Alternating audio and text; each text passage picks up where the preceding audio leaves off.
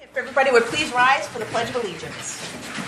I pledge allegiance to the flag of the United States of America and to the republic for which it stands, one nation, under God, indivisible, with liberty and justice for all. We started our meeting a little earlier this evening, and we had a meeting with some folks who are interested in starting up another Old Home Days committee. So is there a motion to move up on the agenda to discuss vote on board and committee appointments? So moved. Second? Second. Okay. With all those in favor? And with that, I would entertain a motion to appoint Trixie Fonts, Leanne Cole, Karen Turgeon, Todd Ward, Jennifer Mayo, Claire Tutt, Heather Silver, April Tucker, Todd Smith, Cindy Durney, and Kristen Carl to the Old Home Days Committee. So moved. Second. All those in favor? Folks, we have an Old Home Days Committee.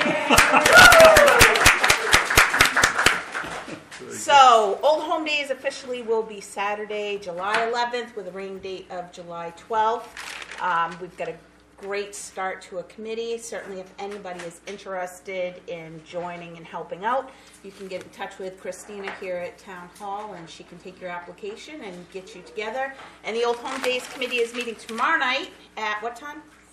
7 p.m. on the old section of Town Hall, so I'm sure they would welcome anybody that would like to join them. And I think Christina is going to take care of getting everybody sworn in. Yeah, Yvette has your votes ready, so you can go right out and see Yvette at the front counter. Thank you very much, folks. And if Deb and any other members, want to officially get back on the committee, have them just come in and see us. You didn't call my name, but that's what I'm here for. Shannon Batson. Okay? I was supposed to be on there, and I wasn't sure I was going to make it. Okay. I did fill out now. Yeah, we had our interviews at 5:30 for the committee. I had. So if you want to just go out and touch base with Christina. Okay. Okay, thank you. I know who she is. So moving on, we have a public hearing scheduled to receive comment regarding the proposed amendments to the Tax Acquired Property Ordinance. And this is something that was posted and available. And basically, we're looking at adding a couple of sentences to the Tax Acquired Property Ordinance so that we can go out to bid and not necessarily have to take the entire sale price of the back taxes, so we can start trying to get some of these tax acquired properties off of the town's hands and get them back onto the tax rolls. So is there anybody that would like to comment on the Tax Acquired Property Ordinance? Okay. Seeing none, we'll close the public hearing, and we have that on the agenda later to vote on. Any announcements? Okay. Seeing none, any additions or deletions to the agenda? Okay. Moving on, appointments, Cory and Michelle Donovan to discuss and vote on a consent agreement. So, you have your attorney with you? Yes.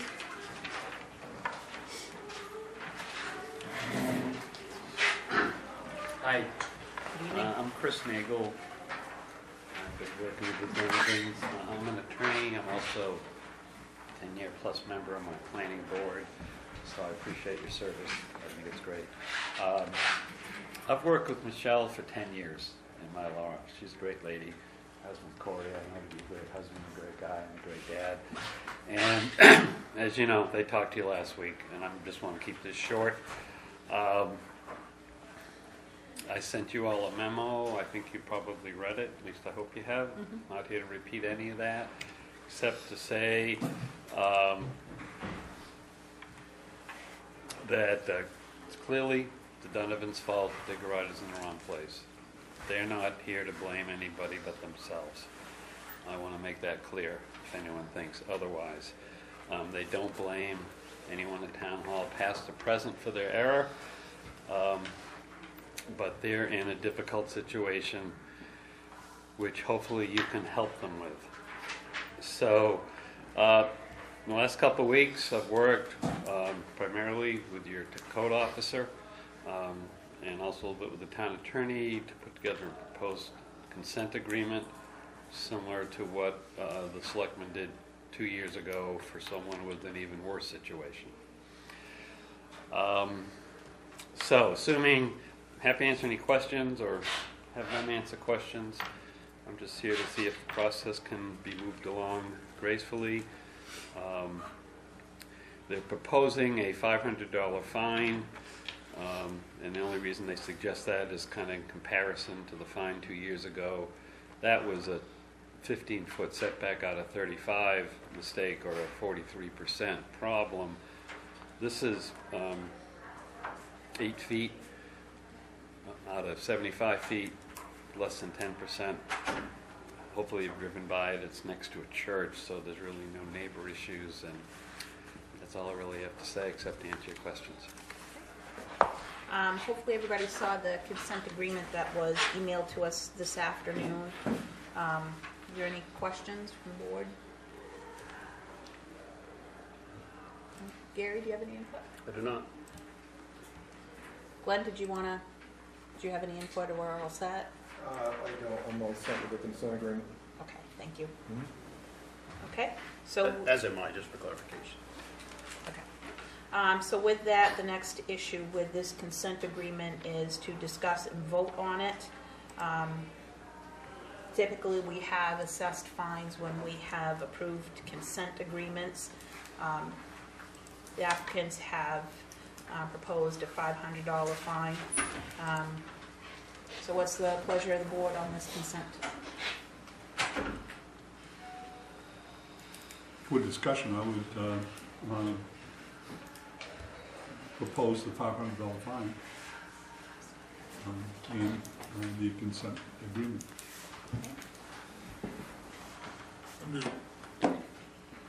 I don't necessarily object to the $500 fine per se, but I don't see where it's consistent with some of the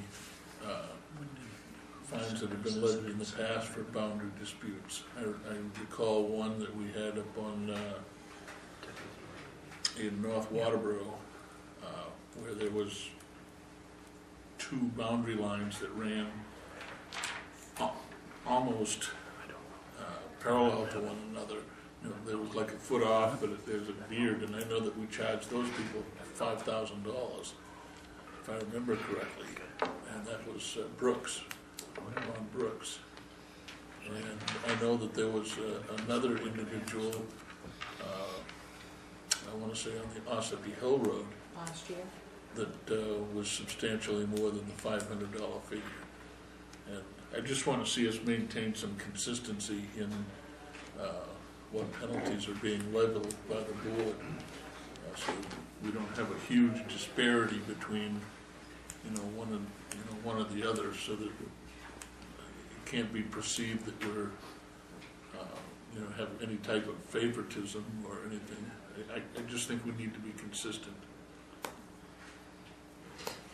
One of the, okay. I will acknowledge you. Just a moment. John? One of the differences, and I'm not sure, and that is any culpability that the town has in the problem. So, for me to come up with another, I would like to hear a reasonable proposal as to being able to compare one past action to this action, because it may be quite different in the way as far as the culpability of the parties involved. Dennis, did you have something? Well, I mean, I think Gordon's right. There's got to be some level of consistency. I mean, we've had people move foundations for a foot, that were $10,000 so in cost. So And I know the young gentleman that was building homes up on Ospey Hill Extension was one of the more recent one that I can remember, and that was, I think, $5,000. So I'm not sure how we develop some consistency, but I think one of the things that we don't have is some consistency. So we need to somehow interject that into these kinds of orders, because they're not, this isn't the last one, and it's certainly not the first one. So the $500, I don't know, was the $500 offered by It'd be by the applicants. by the applicant? And, you know, I mean, I'm not sure that that's the right number, but. Is there a second? I didn't hear a second. We didn't have a motion, we're just discussing. Excuse me. Yes. I appreciate your comment, and I understand all your things. I just wanted to make an observation. This is a zoning violation, and that's all it is. There is a state law that caps fines on zoning violations for $2,500. With respect to your situation, Mr. Littlefield, and a boundary dispute, that's a whole different thing. You might have swapped some land or had some payment. But I just want you to be aware that the most you can fine someone under state law is $2,500. And we hope you'll take that into account. As I said, at least with just the only situation I've seen, which was this kind of situation, which was a much bigger setback problem. Obviously, you've got the thing the council voted on 2,000. So that's my only comment. Thank you. So, Well, the lines that I was referring to was a setback, because the builders misinterpreted where the line was, and what happened was they didn't fall within the correct setback, so it was a zoning issue as well. Okay. And, Well, maybe no one knew the maximum fines, didn't worry about it. So, I mean, I do this kind of work for towns in my practice, and that's a good piece of information to know. actually submitted prefix to pre-court today on the issue, so I don't know. so is there a motion on the consent agreement and fine? Well, that, I did, I made the motion for the Okay. $500. And I don't know, I don't think it was seconded, but Yeah. it got discussion going, so. So you know, is there- so you can either try to get a second on that or come up with another number. So is there a second on John's motion to approve the consent agreement with a $500 fine? Okay. I guess, I think I as a guess point I'll of order, sec, there should have been a second, Yeah. because we discussed it. right.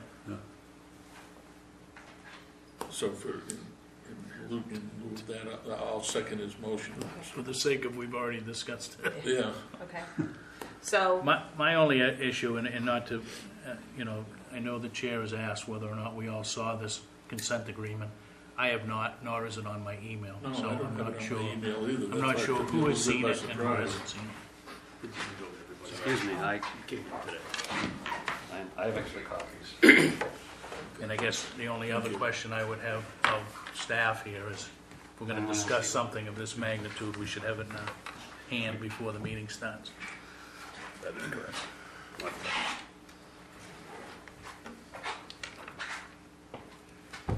Well, again, I can tell you that I drafted something, Len made some comments after talking with the town attorney, and the last 2 days we've agreed on the legal part of it.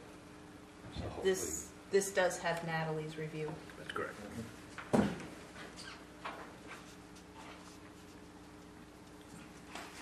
Was there a recommendation from Natalie regarding the fee?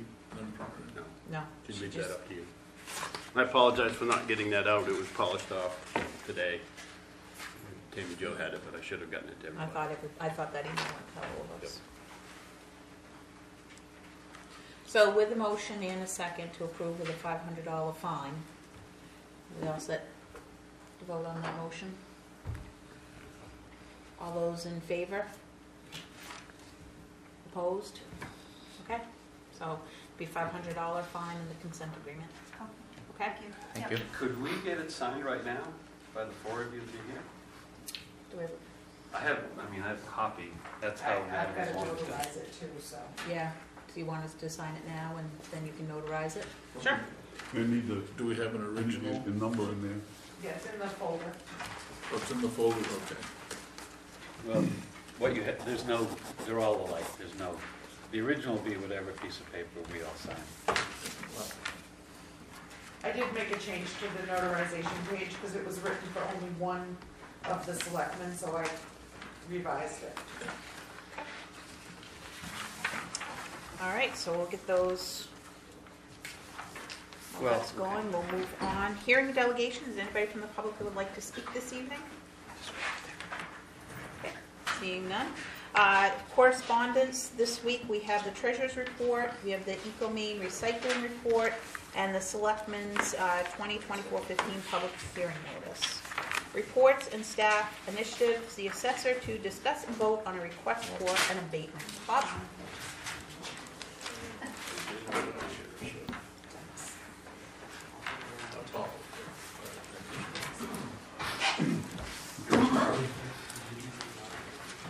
Good evening, folks. I'm here in regard to the request of Mr. Eric Azara. I forwarded to you an email on January 30. I don't know if you all have a copy or not. If you don't, I have a copy of the front page I can give to you that covers the key elements of the issue in question.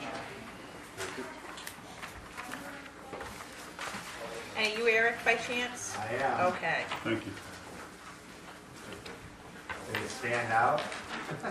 Well, I know everybody else, so it was a shot in the dark. No, not much of one, but you hit it right on the gold mine. Thank you very much. Thank you.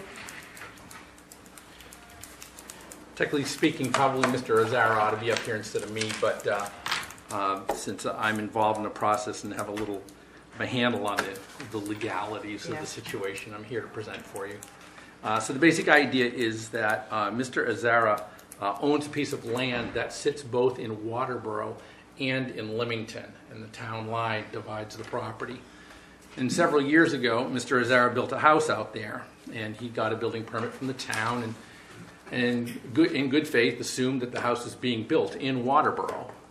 Well, pursuant to various machinations and a survey, he found out that his house was actually in Leamington, not in Waterboro.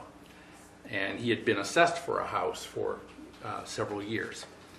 So since the town assessor has no authority to assess somebody for a property, I granted him an abatement for the building portion of his house.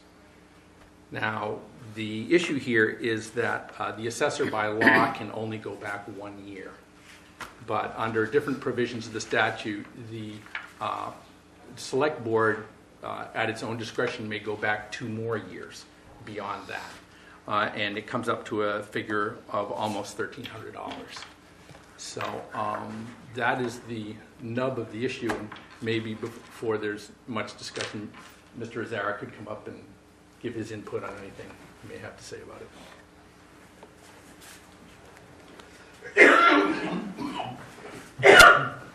That was pretty much it. I mean, it was 10 years ago I built the house. I got a building permit from Patty when she was a code enforcer. And there was some investigation of where the house was. But nobody seemed too concerned where the town lines were.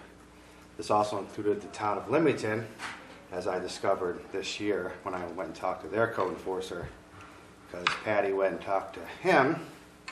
He went down there, couldn't find the markers, and talked to their selectmen. They didn't want to pay for a survey. So that's where it sat till this summer.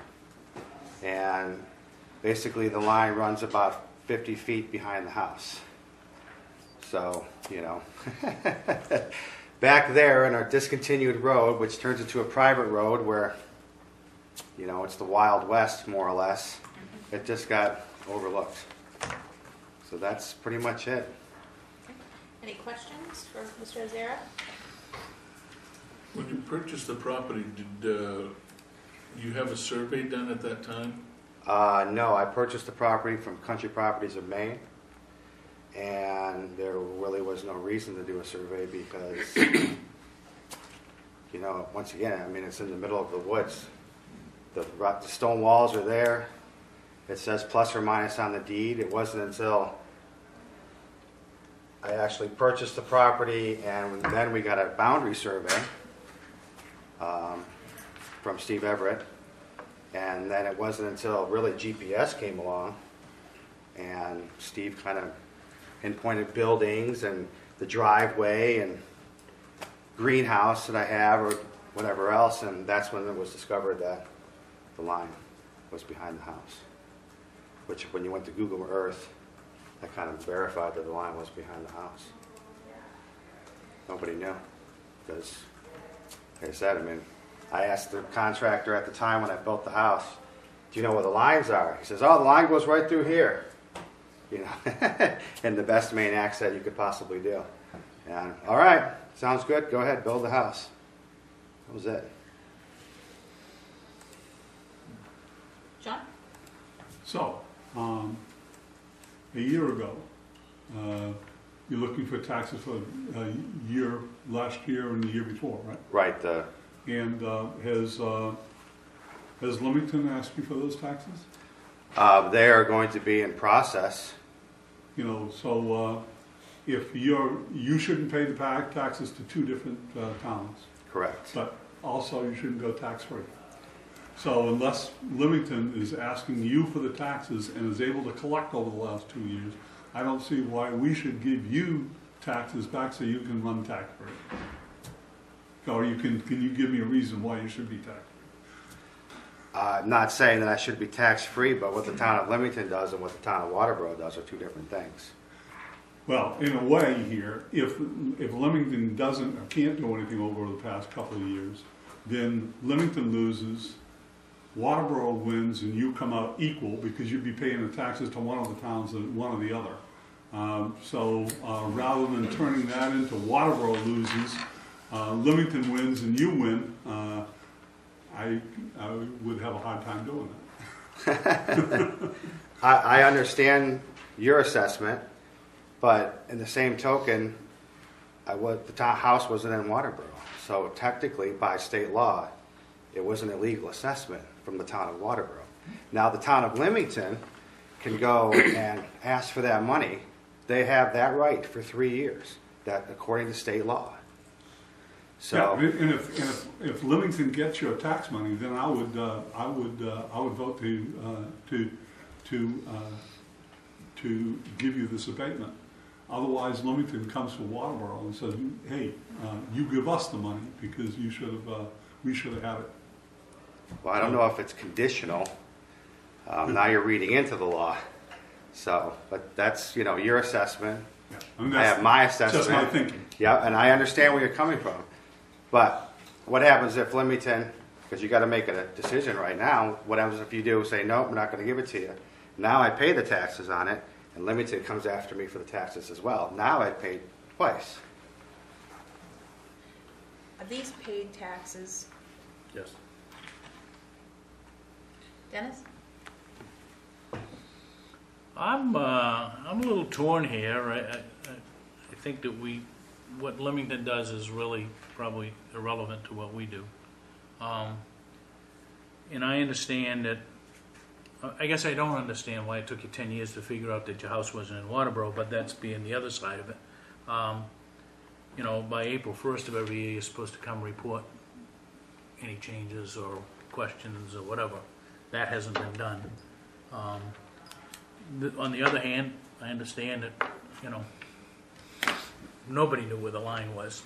So I'm not sure that are we properly assessed now, Bob, for the acreage that is in Waterboro versus the acreage that is in Leamington? It's a considerably large lot. What is the size, Eric? 64 acres. And the house is roughly in the middle of Okay, it. so You're walking in a long so driveway. what we now have on the books is based on the Everett survey? Correct.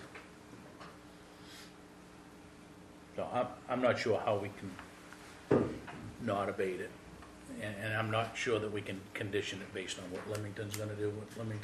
Leamington may very well go look at it and say, you didn't build it to code. We're gonna require something else. That's Well, not our I do have the problem. permits, so, and I've already discussed with my lawyer about that situation.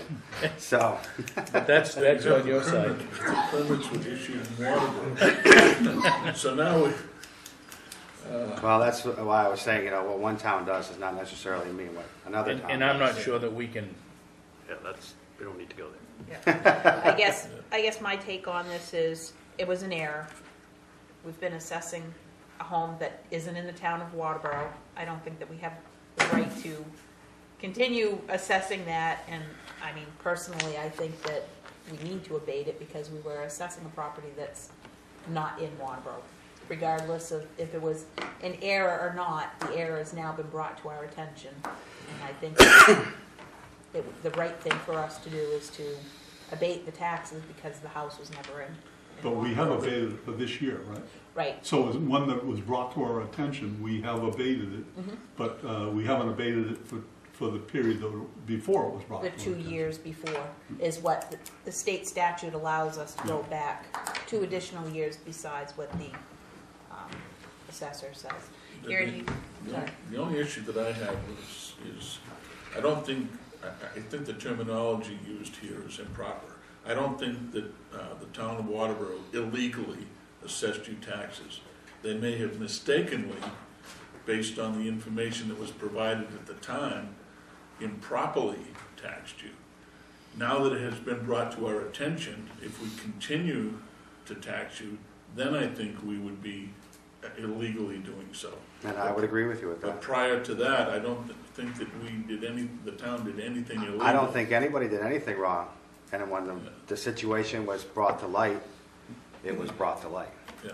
So- I just wanted to make that distinction. Yeah, for the no, record. and I'm just recording the law, that's all, how the law looks at it. Just because I've read it, that's all. So having had presentation, or Gary, did you have any input on this? I think we should abate it, that's my recommendation. So now that we've had input from the assessor, we've had input from the property owner, is there a motion on dealing with this? I would make a motion that we abate his property taxes for the 2 years beyond what the tax assessor has already abated in accordance with state statute. Okay. Is there a second to that? I'll second. Any discussion? All those in favor of an abatement? Opposed? Okay, so it's 3-1. So you have your abatement. Thank you very Thank much. you If I can make a couple of follow-up comments. There is an obscure reference in the state statutes that the select board's required to perambulate the town boundaries once every 10 years. And maybe it would have been turned up if you had your machetes out and walked the entire boundaries of the town. you on my piece of And tell me how many other municipalities in the town do that. Yeah, you'd be the first one, I think. I just want to interrupt. I would be remiss. My daughter wanted you to have this. Oh, okay. Ah, We homeschool our kids. She goes to the library. She wants to ask you for a new library, which maybe one of these meetings was an open forum. She will come here. how old is she? 7. 7 years old? She lives in Leamington. Yeah, got me now. Thank you. The other comment I wanted to make, and it's a little bit outside the realm of the assessor, but something for the board to consider, is look at the possibility of maybe enacting some kind of ordinance that requires anybody who does construction to submit a Class D survey or something along that lines that at least shows where the building envelope is whenever somebody is going to build a piece of property, a new house on their property. Basically, all it does is just shows where the setback is. And that would at least give a straight face opportunity for the code enforcement officer to look at it and say, you know. Is that commonly referred to as a plot plan? I guess I'm going to let Glenn comment on that. Yeah, I want to feed into Bob's conversation when I can. Yeah. that's a rough terminology. Bob and I have talked about issues in town. And obviously, this town has got a few violations of setback. Code officers do not measure setbacks. I'll give you a couple of scenarios to explain why. The Donovan's property, for instance, the setback violation was against a state road. That state road is 130 feet wide of a legal right-of-way. So how's a code enforcement officer supposed to determine that when he doesn't have engineering degrees or surveying degrees? Put yourself in a lot that is 6 acres large, 5 acres large. Are you going to have the code enforcement officer try to locate the pins on that 6 acre lot? I don't think so, because a lot of times the pins aren't there. So my suggestion would be, in line with Bob's, require a survey, or at least require the property owners to determine, if the setbacks are 25 feet, establish a line at 30 feet for the code enforcement officer to determine if the setbacks are correct. If you're on a 6 acre parcel and the setbacks are 25 feet, there's just no way a code officer is going to be able to determine that. This just can't do it. We don't have the technology, the time, or the equipment. And I wouldn't want to put the town in that kind of liability. So my suggestion would be put the burden back on the property owner to show where the building envelope is, so the code enforcement officer can go to that site and make sure he's in compliance. Right now, But you're still not gonna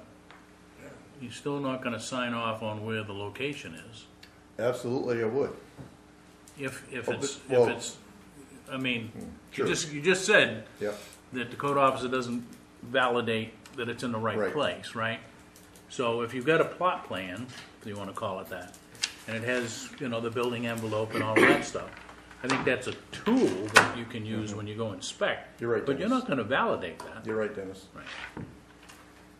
Right now, in our building permit application, it puts the burden entirely on the property owner, and that's what the application says. In Bob's viewpoint, the other day when we talked about it, he says, so setbacks are just a suggestion. In a matter of speaking, I guess he's right. So Yeah. now you've really got a conundrum here, right? We do. Because And there's gonna be more situations come up. Who's responsible? Landowner's responsible for the setback, as the code officer's permits and documents all say. But like so many years ago, when Lake Arrowhead was being built out at the tune of 7 or 8 houses a week, there were a lot of houses that said, we're just going to put it here and then we'll go to the town and get a variance, or we'll get a consent decree, a letter of non-enforcement. And that happened a lot. So how do you get from one of those, how do you get from one to the other? I can tell you how to do that. It's gonna make some people ugly. You demand a survey. A Class D You survey, put right? the building envelope on the ground by surveyor. You stand up the foundation walls, that surveyor goes back and determines if that structure is within setbacks. If it is, fine. If it isn't, then move it. And that's all done before any concrete is poured. We've done that in Alfred successfully. It's gonna come back and bite this town. I'm not a fan of letter of no actions, and I'm not a fan of consent agreements.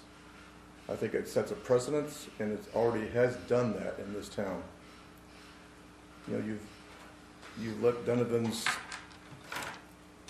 $500 a slap on the hand in my book. Gary? Just one additional point, I guess. I think where the town erred back along was the previous code officer not asking Mr. Azar for a survey of the property. And that's where I'd sit down on this. And Class D survey is great, but if it's a large piece of property, you can pay just to have the lines on 2 of those sidelines on that property identified by a surveyor. You don't have to have an entire property survey, which can be thousands of dollars. So it can be kept to a reasonable fee, but I think we need to do that, and I think present code officer would be in agreement that we need survey quality information to verify where structures are going. I think this is a conversation that we need to continue up on sooner rather than later. You're absolutely right. Bob, do you have anything else for tonight while you're Don't. here? Be happy to answer any questions if you have any. Okay, thank you. Thank you. And thank you for screaming down here, being here. I know that was not easy for you. Okay, moving on, code enforcement officer's report on unsightly property list. I don't have a current list of unsightly property. I apologize for that. I have no good reason other than being busy. I know that's important to the board.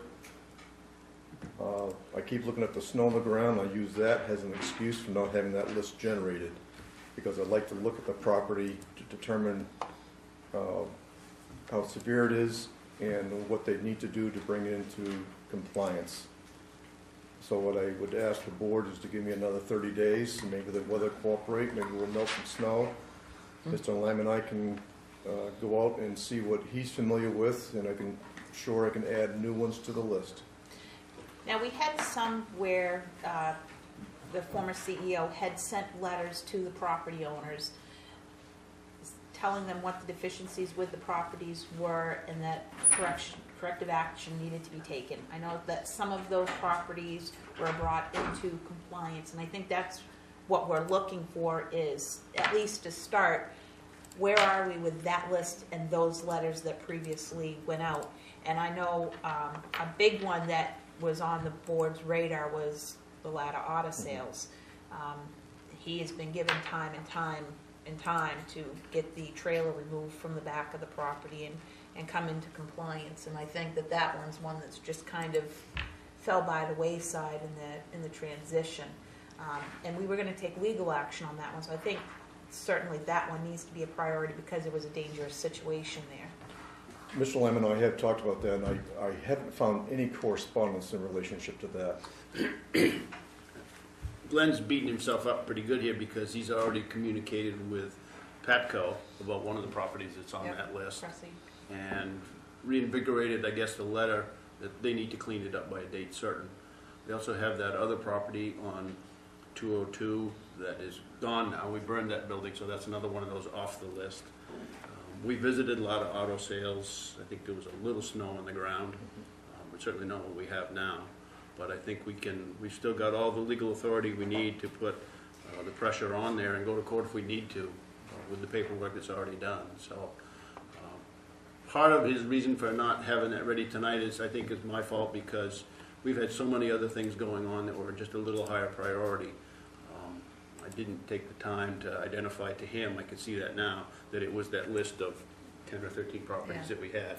I think you're thinking about town-wide a new list, are you not? I am. And that's just a miscommunication between myself and Glenn. I apologize for that. So we'll get that, we'll resurrect that, and we can have that ready 2 weeks from today because it's all done. We know where the parcels are, and we know the status of those things. Most of them have not been cleaned up, but some of them have. And some of them, you can't see anything because the snow's cleaned it up for us. Right. The snow was sort of taking care of the visual problem. For now. It is a snowy looking town. The state ordinances are clear. We have all the mechanics available to us to take most any nuisance to court without compliance. That's been verified.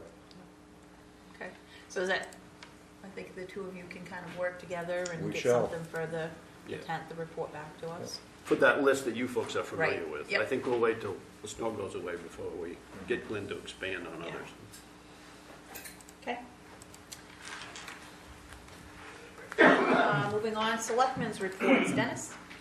We don't have much other than, those of you that participated in the EDC summit and whatnot, all of that data is now kind of been scrubbed a little bit, and the EDC is working diligently to get their chapter of the comprehensive plan done.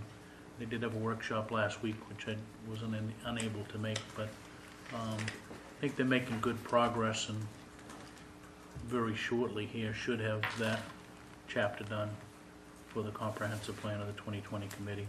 And I think that then will give some direction of what the work plan and whatnot of the EDC will be. So, John? Okay. Gordon? I did want to mention something, but I don't remember all the three names, and that's what bothers me. But I wanted to give some recognition to the athletes from M.R.S.A, three of whom won the state championships at the last wrestling meet. I know that one was Mike Christie, who is the son of our own Parks and Recs maintenance guy. This was a Class A wrestling tournament, and I know that another young man was Walton, who's Nanette and Jay's son. And I have a picture of the third one, but for the life of me, I cannot remember his name, and it doesn't show on here when I'm looking, but nonetheless, I don't want it to diminish the accomplishments that these three athletes did up there. I mean, I just think that that's, outstanding that of the wrestling program that's present at the high school within our community, that it develops this type of quality athlete. My congratulations to those three young men. Moving on, town administrator's report. No report from the chair? Nope. All right. Thank you.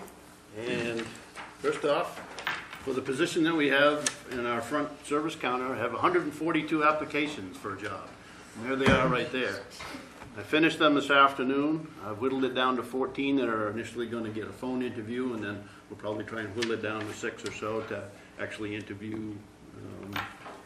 I'd like to think we have a recommendation by the end of March, but I'm not in any great rush because of the customer load out front is not excessive at this point in time. An update on something that we talked about 2 weeks ago was LD 166, which was a bill that is in the legislature with 5 towns, Acton, Chaplin, Newfield, Limerick, and Parsonsfield, specifically asking and paying 100% of the costs for paramedic level emergency response service, not in an ambulance, just the staffing. That bill has been written and referred to the state and local government committee, so we'll, I guess, continue to follow it if you have interest in just knowing in general. I just have one question. Yep. The only language that bill changes is it allows the county commissioners to do something other than use the sheriff's department for that service. Why would they not use the sheriff's department in York County? I was under the impression from the county manager that the sheriff's department didn't want anything to do with that additional task. Okay.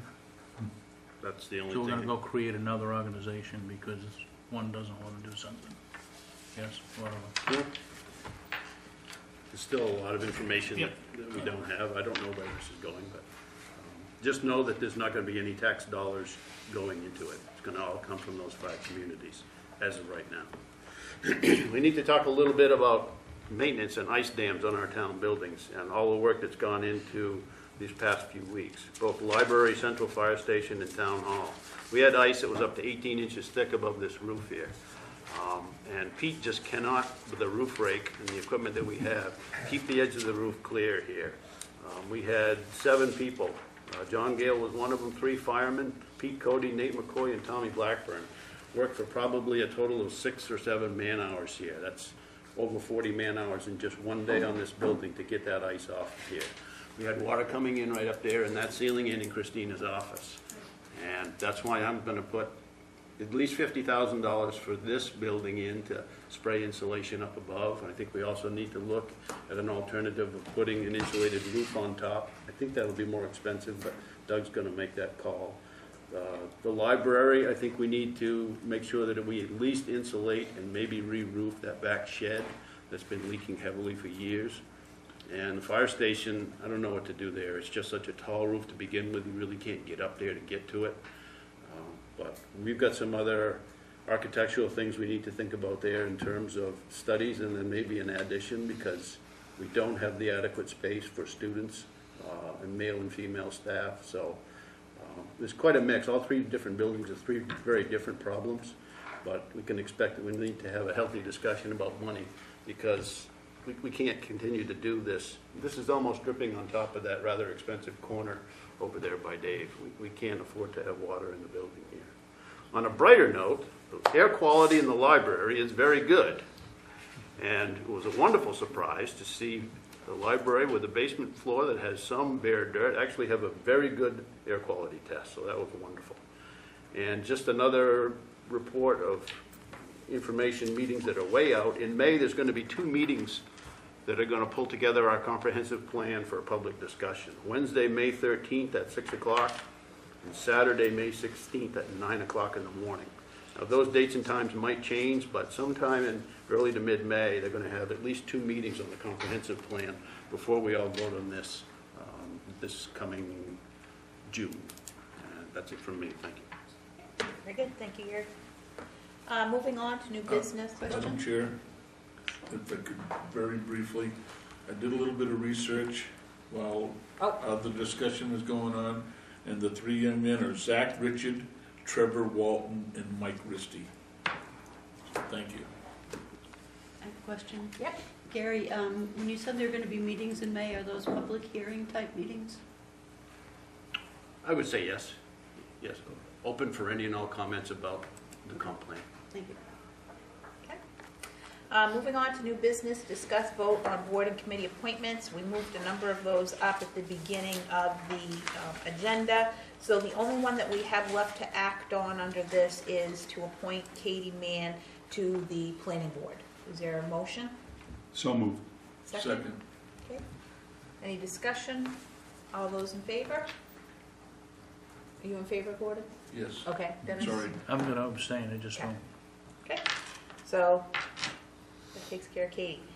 Next, discuss vote to appoint Glenn Charette as an additional health officer.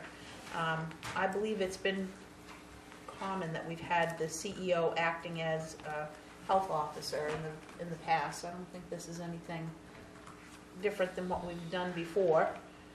Is there a motion to act on this? Just a question, as far as the existing health officer, and would they have equal authority? Wouldn't this be a deputy? Equal authority, but Lisa takes the lead. Right. You back her up when needed, right? The CDC doesn't recognize deputies. That's what. Okay. That's how all this arrived. What is it that they recognize? A full-fledged health officer. A lot of towns have more than one. A lot of towns have 2, 3, and 4, depending on the size of the town. And they, unfortunately, they don't define an answer to Gary's question about who takes the lead. Typically, I don't think you'd have 2 health officers going to the same situation. I would tend to see more than Lisa, I think, because of what I do. I would definitely want to keep her in the mix. But I don't know how to answer Gary's question. It's certainly not a problem if, when you're going to do an inspection, you see something and you handle it and follow it through just to keep Lisa informed. Correct. I don't think. And vice versa. Right. So she has something Because I know stuff comes up, either, as an EMT, Lisa visits a facility, a house, Right. and says, man, this place is terrible. So, the question is, and if you have slightly different views as to, does it meet an immediate, not eviction, but getting the person out of there? I guess it is eviction, isn't it? Yes. And the other person has a little bit of different view on it, who makes the decision? Yep. I don't know. I guess off the cuff, I would probably say the code office would make the final decision. And I can't even tell you why. Well, I mean, that's the only thing. That's the only thing. I'm all for this. But Yeah. what I just want to, if you have 2 people with equal authority and with different views, now you got a conflict. I'll take that one. and I'll tell just one of them to do it, and the other one can go do something else. How's that? Actually, there is a, Wouldn't that be dependent on what the hazard was? If it was a structural hazard, I would assume that probably the CEO would have some type of jurisdiction there versus some type of medical problem that's exacerbated. that's true, and there is a liaison to the health officers, and that liaison is located right in Sanford, so if that issue comes up, then we call Janelle in and ask her opinion, and her opinion takes precedent. So that would be a way around it. Sometimes it's just Phil. That's And correct. say, this is not Yeah, habitable. which creates the health issue versus, the timbers rotting and the places Right. in danger of caving in. I don't see two as a problem. I think it's I an don't asset. either. Okay. I don't either. Okay, so is there a motion? I would make a motion that the CEO be named as the second health officer for the town of Waterboro. I'll second Any discussion? Seeing none, all those in favor? Okay. Next, discuss vote on to amend the Tax Acquired Property Ordinance. What's the pleasure of the board? I would make a motion that we approve the language corrections to the ordinance as supplied by the town attorney. Is there a second? it. Second. Any discussion? Seeing none, all those in favor? All right. Moving on to old business, discuss what information is needed for a food pantry in concept. And this is an agenda item that John had asked that we have on the agenda. So John? And I would like to, at this point, I don't think we need to get a whole bunch of information here, but I'd like to make a motion. And because, in discussing this motion before I make it, is really what the town would be doing here, is if we have a chunk of land that can be built, that a small facility, facility can be built on, it can be used by the food pantry, and we are willing to lease that for $1 a year for 10 years, and say, okay, we'll do that. And then no more is said, other than the fact that the food pantry has nonprofit status in order to really just sign that lease. So that would be my motion. So before you make the motion, we had it on the agenda just to discuss. Okay. So just to make sure that it's proper, we would need to have a motion to add a vote on, I will make that motion to add a vote on leasing land to the food pantry. I have a question. If it's going to be a Waterboro pantry, why does the land have to be leased? okay, so let me, Because- stop. Yeah, okay. I need to do this in proper order Okay, first, okay? sure. So we have John's motion to add this as a vote to the agenda. Is there a second to that? I'll second it. Okay, is there any discussion? All right, so all those in favor of adding a vote to the agenda? All right, so that takes care of that. So then we have, John, what motion would you like to Okay. make, and then we'll do Okay, discussion. the motion is to move to lease a parcel of land for a 10-year period for $1 per year to be signed when the Waterboro Food Pantry has nonprofit status. Okay, is there a second? I'll second for purpose of discussion. Okay, now we'll discuss. I question the $1 a year. Most of the leases that we grant is $1 for the entire period. Just fine, I don't care. And because, per year, I think it just creates an administrative hurdle there that, the clerks are gonna have to deal with and try to. I'll back up and put $1 for the 10-year period. I'm not sure that that's right, Gordon. I think they do all say $1 per year. Some Oh, of They're them 99 is years, $1. they're 99-year leases, but it's $1 per year. But it's a moot point. The dollar is, Yeah, I know, it's just, I know what it is, but Okay, yeah, Okay, then I'll retain the original motion. Anything else, Gordon? No, so, Dennis?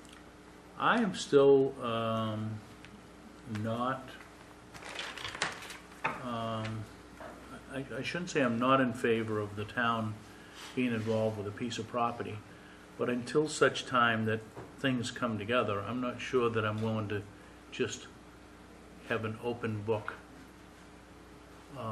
vote, because that's really what we're doing here, is we're saying, hey, if you find a piece of property and you find an organization, we'll lease the property to you.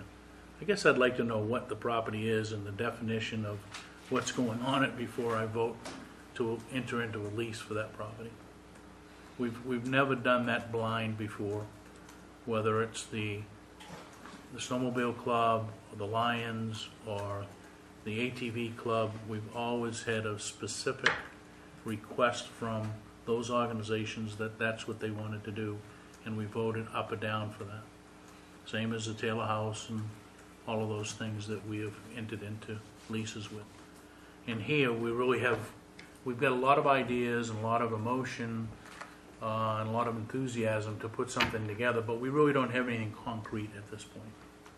Other than, the only thing concrete is that we know that there's a need in the municipality, and I guess there's probably room for discussion of whether the need in the municipality can be satisfied by other area food pantries, or whether that would be best served by having a food pantry in town. That's really the debate, I think, that exists. But so I guess I'm really lukewarm about saying, hey, go put a building up out in the parking lot here, and we'll lease it to you we'll lease the land to you for $1 a year. Well, at the moment, we don't have anyone to build it anymore because Mr. Foglio obviously reneged on his offer to build, is what I was told. And to get to the question that you were asking, why would you have to lease the land? What John's motion in effect does is says the town is willing to lease a parcel of land to an organization who's going to run a food pantry. Okay. You could call it whatever you wanted for a food pantry, but the people that would be involved in that would be required to go and get 501c3 status. And then once that was done, then the town would lease that nonprofit group a parcel of land, and then from there, it's your responsibility to look at, are you going to build a structure, are you going to lease a prefab structure, getting the planning permits, building permits, running it, taking care of everything else that goes. So the only involvement from the town would be that the town leased this nonprofit group a parcel of land. Okay. And my intent here was to give you that we have taken a step forward, that you have something to hang your hat on. Say the selectmen have agreed to lease us the land over 10 years. Then you have something to go forward with. Otherwise, if we don't do that, then you don't have anything to hang your hat on. It just gets it started, and after that, it's all up to you. We're not. I'm not obligating the town to any funds whatsoever over that 10-year period. The only thing I'm obligating is we're going to get once a year, $10 out of it, and after that, any needs that you might have from the town or requests, you have to go request by request. Right. So all we're saying is, if we vote for this, you have a parcel of land that we will lease you, and then whether you can build anything on it is your problem. Okay, so we don't even know if it's a buildable lot. We think it is. Yeah, we think it is. We're not. Okay. We think. Yeah. I can't say 100%, but I think you probably would say 95%. Yeah, the work that Glenn did, looking for a building envelope over there, it looks very strong that we can fit one in. Okay. On the other side of the parking lot here, a little farther away from the road that we might have all been thinking. But John, your motion doesn't specify a particular parcel of land. It doesn't, but we So, all know that I mean, we're looking in that But direction. if the if this group organization goes, they get their nonprofit status, they come back to us, they prove that they're a nonprofit, then we might choose a different parcel of land if we have something that's more fitting. If they may find another parcel the town owns and ask us for a different parcel. So that leaves that open. However, we know that at this point, that you will have, that we will make a parcel of land available to you for lease. And we're all looking at that. Okay. My problem is, to get the 501c3, we need a building first. It's like we're trying to do everything backwards. You do not need you do not need a building to have a 501c3 organization. And it would take us up to a year to get our own. The Grace Church offered to let us use theirs as a bridge once we've applied for it and like that. The other thing is, you had mentioned if we could not get somebody to build, that the building next door possibly could be used for a pantry. That's the historical societies. Right. That building is leased to them. So Oh, it is leased to them. Correct. Yeah, and also what I mentioned to you this afternoon was that that's an 1800s era building, and I don't know that the Historical Society would be all that wild about tearing it down and building another something right there. No, but we could check and see, the building inspector could check and see how structurally sound it is, because a lot of 1800 buildings are quite sound. They need to be upgraded, you might say. This one isn't. The sills are rotten. Oh, I okay. mean, we said that we could, weeks ago, we said that we could get this heat in there. Yeah. So it could have been used this winter if we were really going to move on it at that time. Yeah. I think in the long term, that's not a good building in the long run. It's Okay. very inefficient to heat Okay. and not in good shape. Okay. But it's a site. Yeah. If that building had another home somewhere else. Any other discussion? So we have a motion. We have a second. All those in favor of the motion? Opposed? 2-2. 2-2, so the motion fails.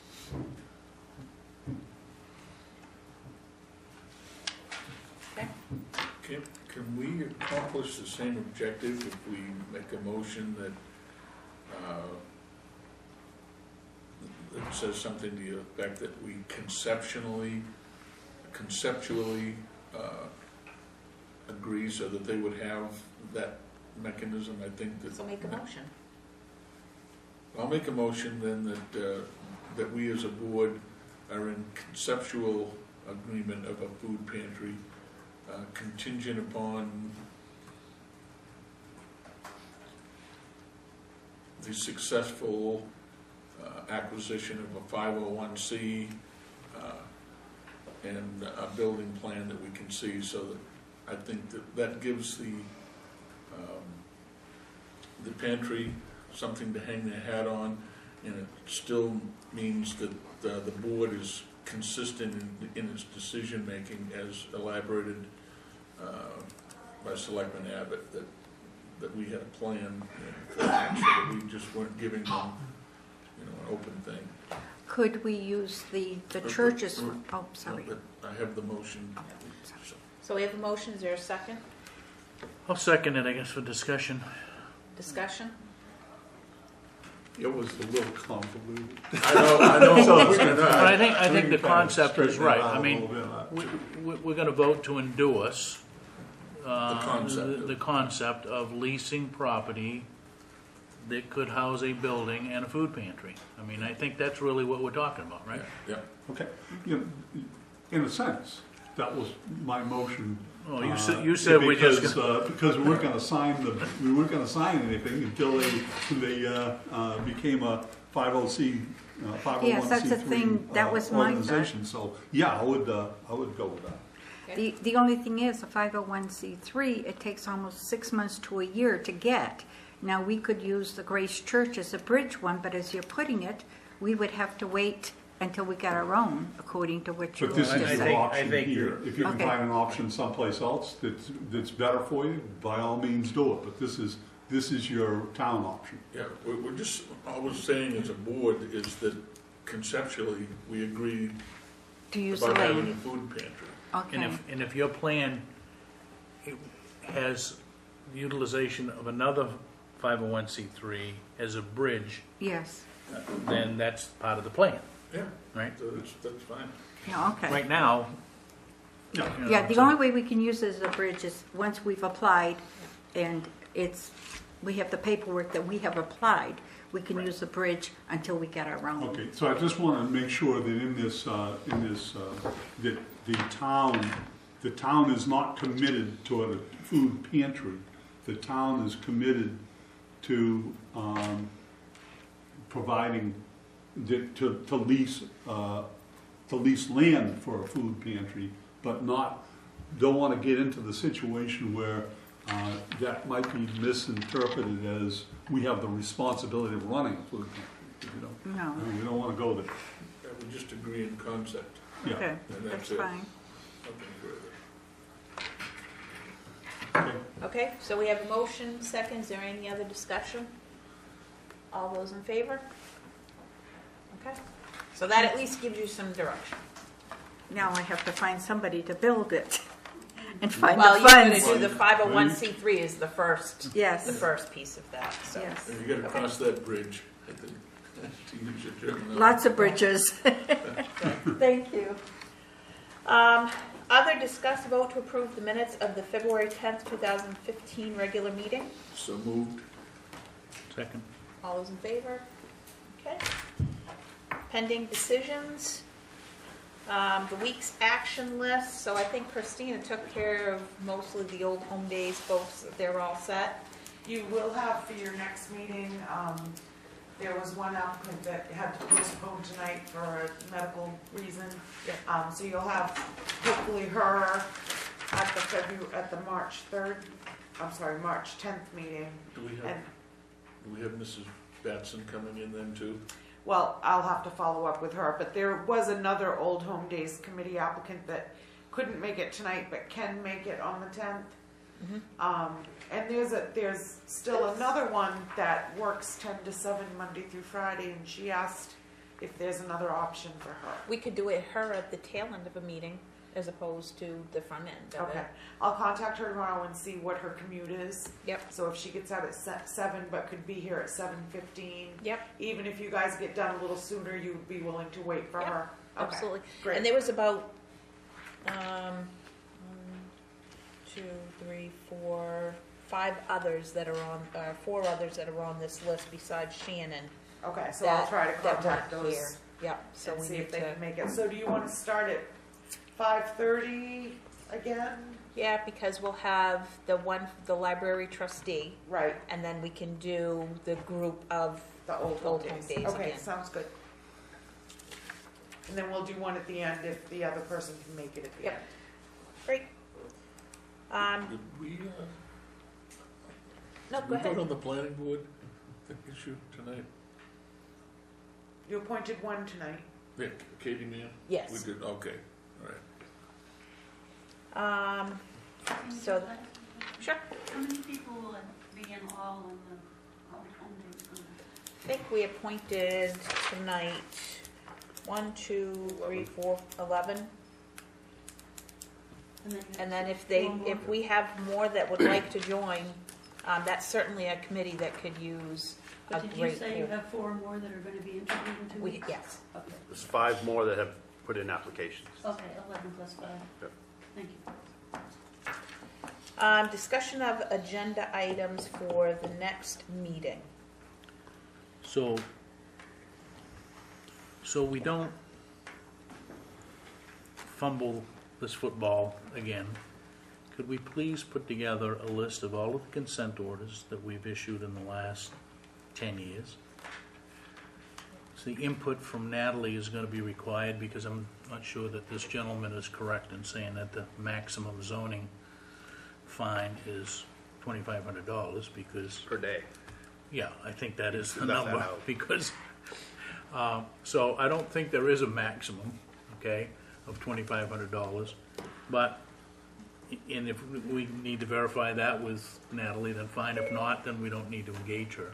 But I think we need to put together something that says, this is the consequence of these kinds of issues, so that we don't give one for no dollars and one for $5,000 just because the guy's a builder, okay? And then we feel compassionate for somebody else and give it to them for $100, okay? We need to build some standards, and I think Glenn's input would be greatly appreciated, because I think he has a different opinion on all of this. Letters of no action haven't been done in this community, God, since the 90s, because banks don't accept that because it doesn't travel with the deed. So it really becomes a consent decree issue, and I know it's going to take staff some time to put that together, but we need to have something that we can use as a basis for decision making instead of, getting emotionally involved in it. Okay. Do we want to start having a conversation next meeting about Class D surveys? Well, I think that's really a decision on the code officer's part, and ultimately, I'm not sure that language within the building permit or the requirements within the building permit goes back to zoning or not. But to me, that would be something that I'm not sure that we need to have the discussion other than we either approve it or we disapprove it. So if it's not required through the zoning building codes, then it's something that Glenn and Gary, I think, could present to us and say, hey, this is what we're recommending, and we drive a stake in the ground that as of this date, any further building requires a... We can certainly bring that revised building permit application into you. You can Yeah. see it, but I don't know that you need to spend a whole lot of time at the selectmen level debating that issue. Glenn and I are on the same page. They need to prove what they have. So why don't you put some type of a proposal together, and when you have that ready, get back to us. And the proposal will do exactly what? Just make sure the tentacles don't go back to the zoning. I guess I'm not clear what that proposal is. If this is what we're going to be looking at potentially doing, and you and Glenn are going to work towards looking at doing something that's requiring the survey, why don't the two of you work on that, and when you have something ready to present to us, then bring it forward. I mean, really, it's Glenn, right? It's a philosophical vote Yeah. that we're gonna make. Well, there's some discretion there. The code officer has to be presented with information that is logical and believable in terms of where the lot lines are. Maybe it's only one or two lot lines that are in question. Does he have the ability to, and I guess that would be a good question, does he have the ability to force somebody to provide him a survey to demonstrate where the lot lines are? Absolutely. Then maybe this is all a moot discussion. I'd like to think so. I'm happy to give you a comfort level, I guess, for that. I think I don't know if he's still in the building or not, but let's he and I chew it over and come back in 2 weeks. Okay. That's So good. in looking at this, if you have a lot line set up, and if it's there's plenty of space there, then I mean the major concern is this: that you that the builder comes up with a plan. Our code enforcement officer looks at it and says, okay, signs off on it. And then find out later on that the plan was not where they said it was. And now we're in compliance with that. We got bad information, but we signed off on it. So the question, at what point does it get so close that you say you want more information, more reliable information that's going to be costly?